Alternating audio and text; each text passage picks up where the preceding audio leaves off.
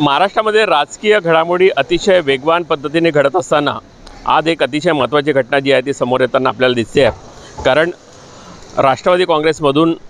9 जणांनी बाहेर पडून या ठिकाणी शपथ घेतलेली आपल्याला काल राजभवनामध्ये आपण पाहिलं। अजित पवार असतील, छगन भुजबळ असतील, दिलीप वळसे असतील, अशा 9 जणांनी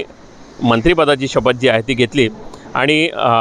संपूर्ण गदारोळ जो आहे तो महाराष्ट्रामध्ये झाल्याचं आपल्याला पाहायला मिळालं। राष्ट्रवादी काँग्रेसचे अध्यक्ष शरद पवार असतील आणि जयंत पाटील असतील यांनी या ठिकाणी या 9 जणांवर कारवाई करण्याचे संकेत जे आहेत ते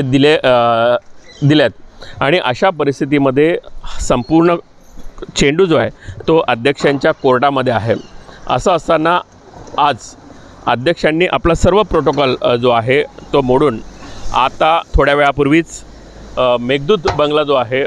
जो उपमुख्यमंत्री देवेंद्र फडणवीस यांचा बंगला आहे, या बंगल्यावर त्यांनी आता भेट दिली आणि खऱ्या अर्थानं याच वेळी ज्या 9 अपात्र राष्ट्रवादीचे आमदार आहेत त्यांच्यावर जी कारवाई करण्याचा विषय होता त्या विषय सध्या कोर्टात असताना, म्हणजेच अध्यक्षांच्या कोर्टात असताना थेट हे सर्व जे पदाधिकारी आहेत हे बंगल्यामध्ये असताना थेट अध्यक्षांनी या बंगल्यामध्ये भेट दिल्याची जेव्हा भेट दिली त्यामुळे अनेकांच्या भुवया उंचावलेल्या आहेत। कारण प्रोटोकॉलनुसार खऱ्या अर्थानं एक परंपरा जी आहे ती वैधानिक परंपरा आपण ज्याला म्हणू शकतो, संसदीय परंपरा ज्याला म्हणू शकतो, की अध्यक्ष हा कुठल्याही राजकीय पक्षाचा पदाधिकारी जो आहे तो या ठिकाणी त्या पदावर बसल्यावर असताना असत नाही आणि राजकीय संघर्ष ज्यावेळी सुरू असतो त्यावेळी त्याने कुठल्याही एका पक्षाची थेट बाजू घेणं या ठिकाणी योग्य नाही, असा एक संकेत आहे। खऱ्या अर्थानं जर 2 गट म्हणजे राष्ट्रवादीच्या 2 गटांमध्ये वाद आहे आणि तो वाद अध्यक्षांकडे असताना एका गटाचा जे नेते जे आहेत ते एका बंगल्यामध्ये असताना त्याच बंगल्यामध्ये त्यांनी जाऊ नये हे प्रोटोकॉल असताना थेट अध्यक्ष जे आहेत ते या बंगल्यामध्ये आले आणि जवळपास अर्धा तास ते या बंगल्यामध्ये असल्यामुळे अनेकांच्या भुवया उंचावल्या। ते नक्की त्यांची भेट या ठिकाणी झाली किंवा झाली नाही, पण ते या बंगल्यात आले। खऱ्या अर्थानं जर अध्यक्षांना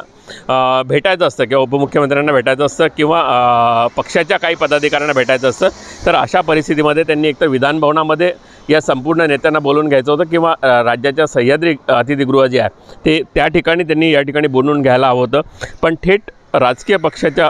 नेत्याच्या बंगल्यात जाऊन अशा वादातीत प्रसंगी अध्यक्ष हे थेट बंगल्यामध्ये गेले आणि जवळपास अर्धा तास त्या बंगल्यामध्ये असल्यामुळे अनेकांनी या संदर्भातला जो प्रश्न आहे तो या ठिकाणी उपस्थित केला आहे। नक्की आपण जर पाहिलं तर अनेक अध्यक्षीय या ठिकाणी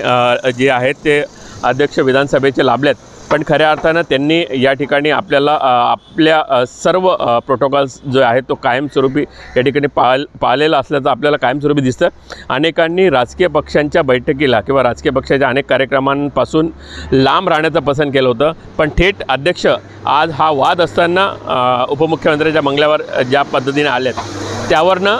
अध्यक्षांच्या एकूण भूमिकेकडे जी आहे ती आश्चर्य जे आहे ते व्यक्त केलं जात आहे। नक्कीच अध्यक्षीय परंपरा त्यांनी मोडली का ते पक्षाच्या कामासाठी या ठिकाणी आले, पक्षाच्या कामासाठी जरी आले असतील पण